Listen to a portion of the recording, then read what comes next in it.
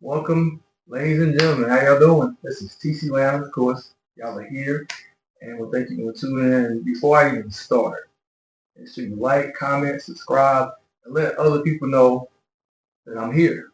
Speaking of here, we are here with a great, well, I think he is. This is family. You know what I'm saying? So we got historian, genealogist. Is that the same thing?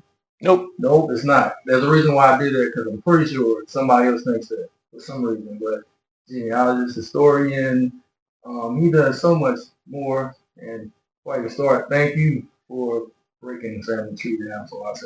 I'm happy to put it out there. So all our family members, if you want to know more about your family tree, you got him to talk to. But you want to catch him when you can because he is definitely busy. So we're going to get into it. So, as we know, last week, for everyone that stays here in North Carolina, it was the Black Theater Festival this year, and he actually went. And basically, it's films, short films, it's plays. They have vendors out there. They have a little bit of everything, a lot of everything, actually. And if I'm not mistaken, I looked it up, and it actually started back in '89, right? Yep, think so. In my research. But yeah, it started, and yeah, it's been going strong for a while. It had a lot of big name artists, A-listers that's been there, just different actresses and actors. So I'm gonna ask him. So you've been going for how long now? I have a 1997 T-shirt, so at least that long.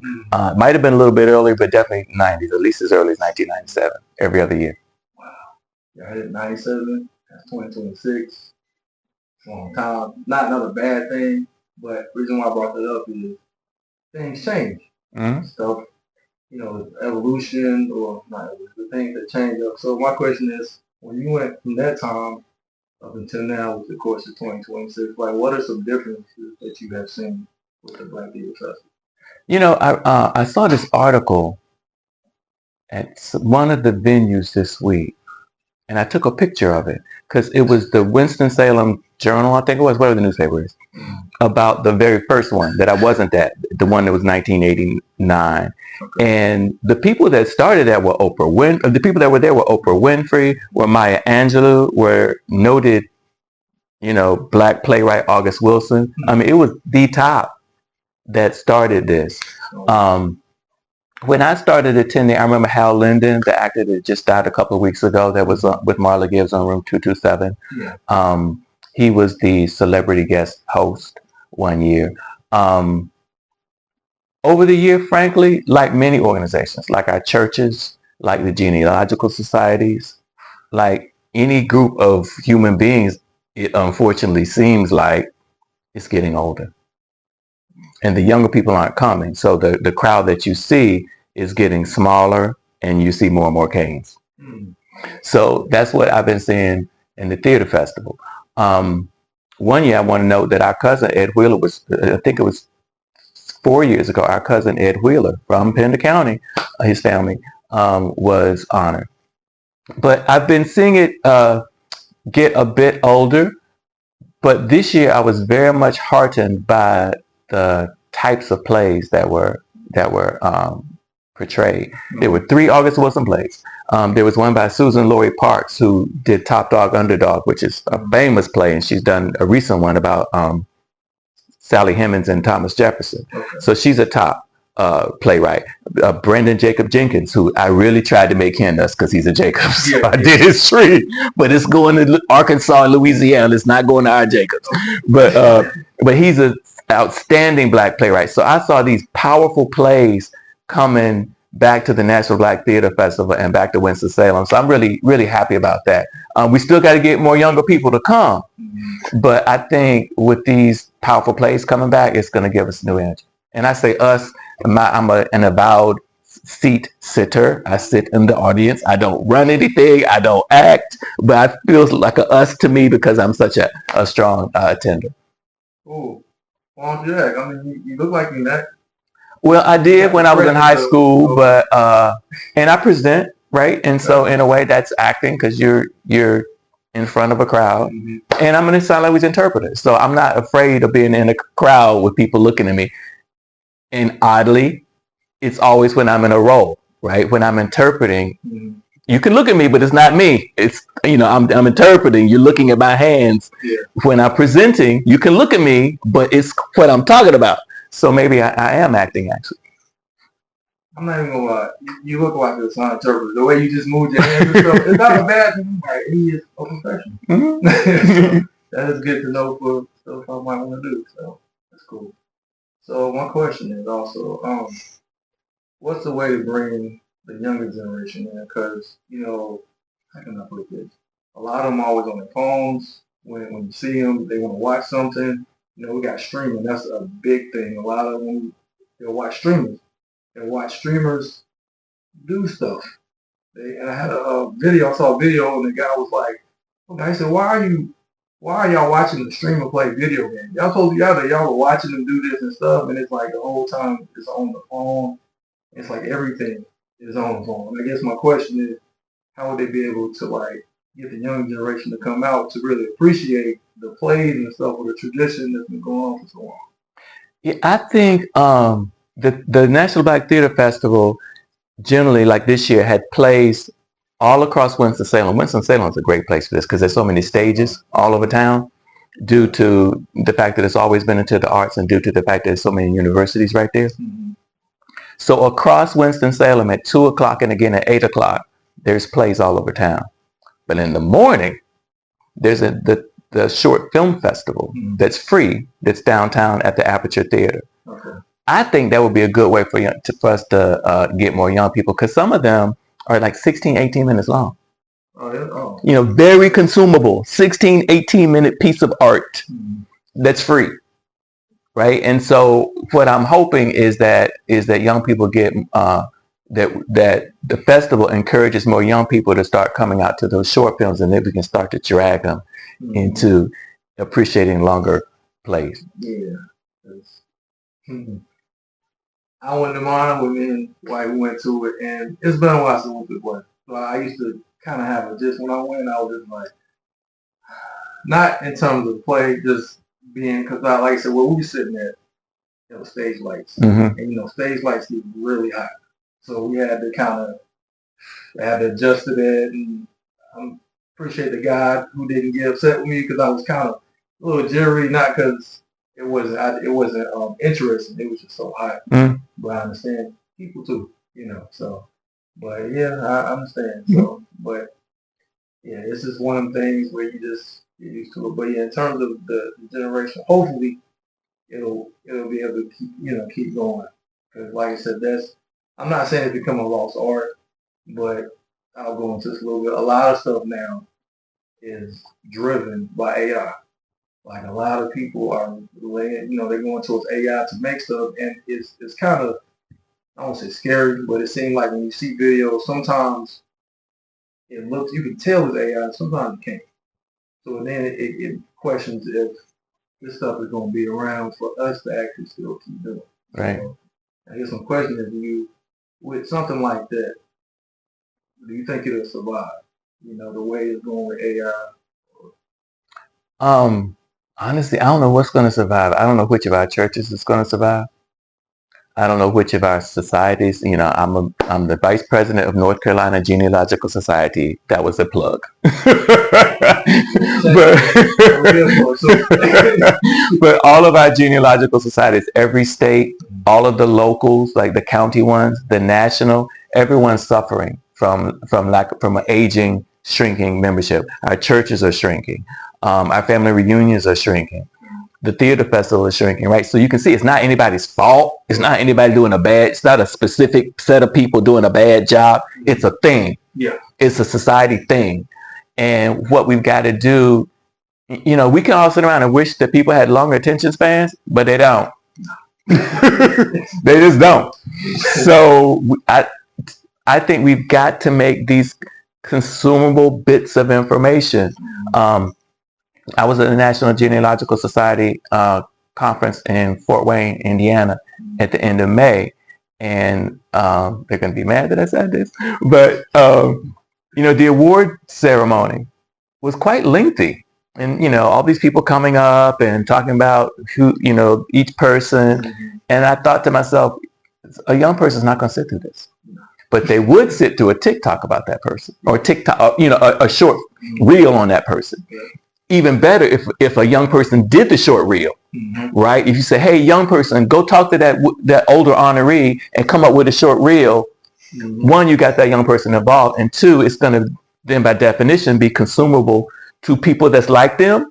And now you got a way to get something out. I think that's the way we need to think in all organizations. Like I said, I've created a 500-page book for our family reunion. Nobody reads that. Everybody wants it. Everybody happy is there. Ain't nobody reading it. Right? So, I'm trying to do a magazine. And I've done some swipe your QR code and hear the story. So we've got to make things consumable in a different way. Right. That's it. So basically, you're finding that balance between the stuff they already have, tradition, and technology. Find that point. And I agree. It's like if they can find that point to be able to keep coming, like I said, TikTok and Instagram, and I was told other social media sites so they're starting to bring them back. So like Facebook, but anyway, yeah, so that makes sense. When you went to the whole week, right? Mm-hmm. Okay. What was like your favorite things about? Like, what was, I don't want to say highs and lows, but I say what was like the one thing you really enjoyed? Yeah, what you say the one thing you really enjoyed, or some things that you enjoyed that really stuck out to you? One, I love the experience. I mean, we're from Eastern North Carolina, so I spent my whole life. My granddad died in 2002. So I spent my whole life going down there every holiday, several times during the year. I mean, I was born and raised in Virginia, live in D.C., but Burgon, North Carolina feels like home to me because I've gone down there so much, right? But that's Eastern North Carolina, and I didn't realize how different it was to the rest of the state until I went to the theater festival.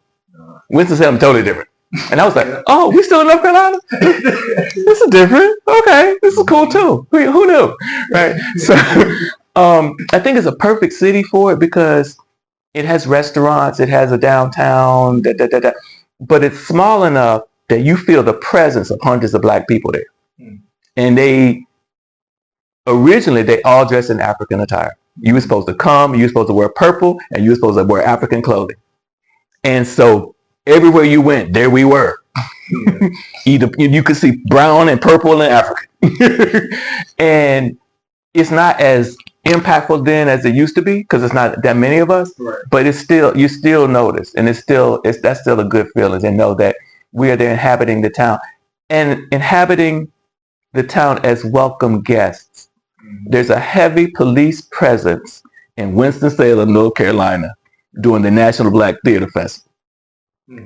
And it is very apparent that it's not there to curtail the festival or to stop the festival or to make sure these people don't take nothing, but to protect those people. They're there to stop the traffic, ma'am, go ahead. That's a good feeling because you don't get that everywhere in America all the time. So that feeling is probably my favorite thing. That's good. I'm glad you brought that because I was getting sad because I know we went there because we actually went, of course, last night to the point, and we seen police everywhere. And I agree, I felt the same way. I seen them, I'm like, oh, and of course they was trying to guide traffic because some of those, if you've never been to Winston, some of those lanes, even though it's a lane, people use it to park.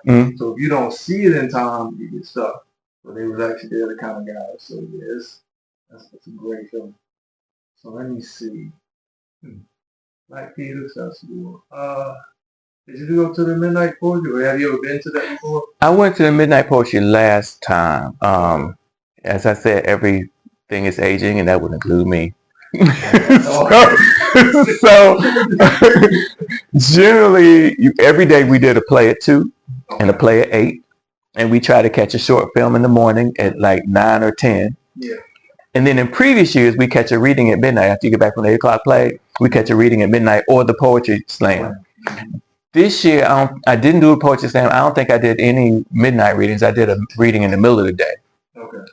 And when I say readings, that's plays that playwrights who have a piece that is not ready for stage yet, that they're still working on, there's a whole readers, can't think of the right name, but a readers workshop, if you will, for lack of a better term. So people apply and they get picked. And so there's a schedule of readings with a little short description. And you go and everybody gets a card. And there's actors in the front and they're sitting there with the scripts in their hands and they're reading the play to you. And so you close your eyes and you can really get into the play, right? But again, they're working on this play. The playwright is in the room, right? And he or she wants feedback. So you're writing your feedback on an index card so that they get real-time feedback from somebody looking at their play to say, that joke didn't work for me. Or I didn't understand why this character did it, so and so and so and so. So I love those. Sometimes the play needs a lot of work. We've seen some really great stuff, heard some really great stuff there that we thought, can't wait to get this on stage. I want to see this. So it's like a constructed table read. Mm-hmm. Yeah, it's pretty cool. I did not know that. And they're free too. Free. Wow. This is in the morning time or the afternoon? Or? They're mostly in the evenings, but the one I went to that I had to unfortunately cut short, that was yesterday. I think yesterday. It started at 12, but I had to catch the bus for my 2 o'clock at 1. That's another thing that's important. Okay. The first probably decade or more when I went, because I was raised in the suburbs, I would drive to the theater. Yeah. But there's buses that come that stop at the main hotel and will transport you to wherever the theater is and back. And the first time I took the bus, I thought, this is cool. I mean, I got a car, I can drive, but you get this camaraderie, like everybody's excited to go to the play, right? And then you get back on the bus and like, what'd you think? What'd you think? And so once I started taking the bus, I always take the bus. So that, that means I got to leave an hour before the play. That's when the bus leaves. But I don't care because I love that experience of we're all going together. We all coming back together. We have the same goal. Cool. Sit there and talk about it. Who went to what play? I went to the same play. Yep. That is pretty cool. And that's another way for people to connect. Even bring it back to the youth. They would just get on the bus. They'd be like, wait a minute, this is really nice. You know what I'm saying? So maybe we should do this more than they tell everybody else. So. My next question is, so somebody who's never been before, right? Who never heard of it, what would you give them advice if somebody put it out there and they're like, Black Theater Festival, what is it? Like, what would you tell them and what advice would you tell them for that whole week? I would say go. I mean, if you want to start with a baby step, start with the short films. Mm-hmm. If you've never been and you're not, I want to say the readings. But I got a caveat. I'm not quite sure on it because if you're not used to going to plays and you go to a reading, that might bore you silly, right? Because you don't get the motion. It's a table read. The actors are reading. They're not reading like this. They're actors. They know how to do better than that. But still, you don't get the physicality. You don't get the set, whatever. So, people need to think about that. But definitely the short films. And maybe just pick one play. Maybe just pick one. Okay. But the other thing I want to say about it too, and the reason why I really appreciate Winston, because again, coming from the Wilmington, Burgaw area that we're from, and I told the volunteers this thing is run on the backs of hundreds of brown volunteers. Oh, wow. There's 6 or 7 buses that show up to take all those people to all those different venues. Twice a day. All those buses are driven mostly by brown people. But more importantly, on the sidewalk is a whole host of brown people saying, get on this bus, I'm on this bus, herding people to the right bus, making sure that everybody gets on the right bus, nobody's on the wrong bus, because you don't want to end up at a theater 10 miles from where you're supposed to be with no way back, So all of these are brown volunteers. Then you get to the venue and there's brown volunteers welcoming you, ushering you, finding your seat, telling you where the bathroom is. That's all people that live here and do it for free out of the love of supporting their city and supporting us who come. I don't know if that would happen in Burgaw. We're not put together that way. I wish, but I don't know, sorry cousins, but I don't think we put together that way. I got mad props for the people in Winston. It might happen one day, maybe. Yeah. Well, that's cool. And that's, wow. I'm taking it in. That's why I took a moment, because I really didn't know it was like I've been here for a while. Like I said, just a couple of things I never really got a chance to really go to when I've been and stuff here and there, but I never got the full experience. But for you to break it down like that, that's awesome. Like to say everyone, like you said, heard it, that they make sure they get people where they need to go so they don't get lost. And then I learned that it's not just it's not just a big convention center. Because for some reason I thought it was it, but then when I watched the brochure, you said it's all around. It's Winston-Salem State University. It's Wake Forest. It's, I guess, now I'm going to start lying on Winston. I hope I get this right. I think Winston was built with the banking money and cigarette and tobacco money. But the people that built Winston had a lot of money. Oh, okay. But back in the day, people who had a lot of money didn't try to keep it all. Unlike today. So they founded a lot of art institutions and theaters and museums. And so there's stages across the Winston for that reason as well. So yeah, it's literally, I'm going to say it's about a 5, 6, 7 mile radius. Yeah, those buses go out to take those people and then bring them back at night. And I can understand why you go every other year because, correct me if I'm wrong, it's impossible to go to every show. Right. Yeah. It's impossible because you got daytime and certain hours for 3 or 4 plays going at the same time, and it's just vendors and so you got short films. It's massive. Oh yeah, it's massive. That's a great word, massive. Yeah. And I'm just like, wow. So now, I ask this other question. So, as some people, I know a lot of people go. I have to say it this way. Some people go, of course, they all go for different reasons. Some people go because that's what they do. They want to network and stuff like that. Some people go because they're just a fan of plays and short films and stuff like that. I guess my question is, so far, word it right,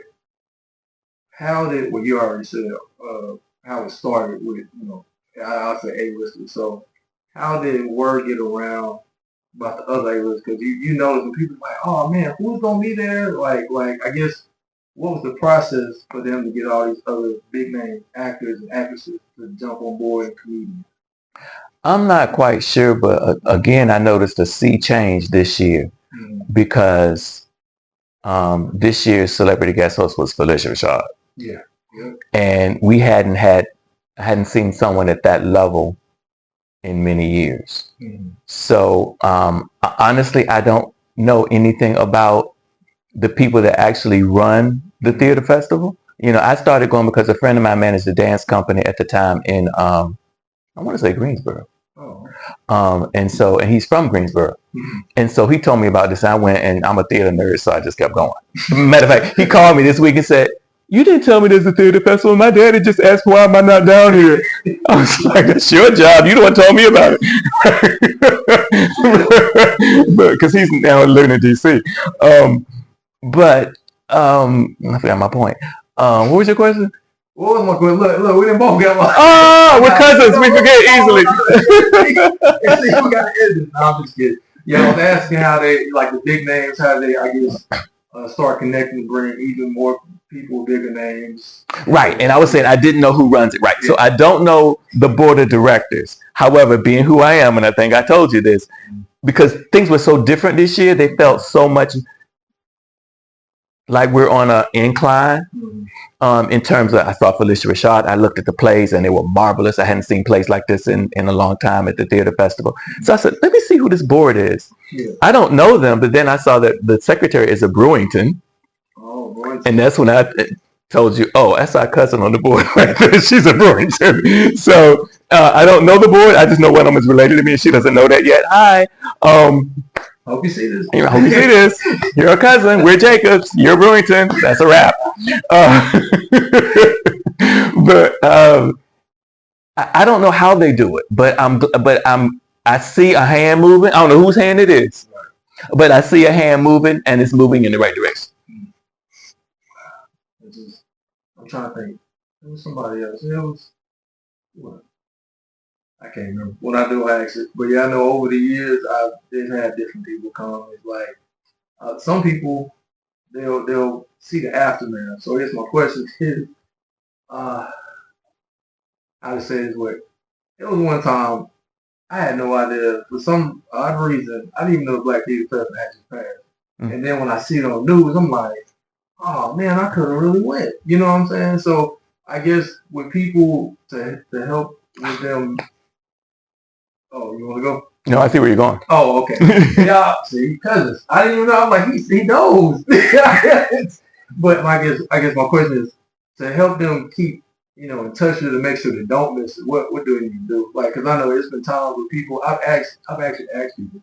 They're like, Black Theater Festival is this year, or they have a Black Theater Festival. Like some people still don't know about it. Yep. So nationalblacktheaterfestival.org. So nbtf.org.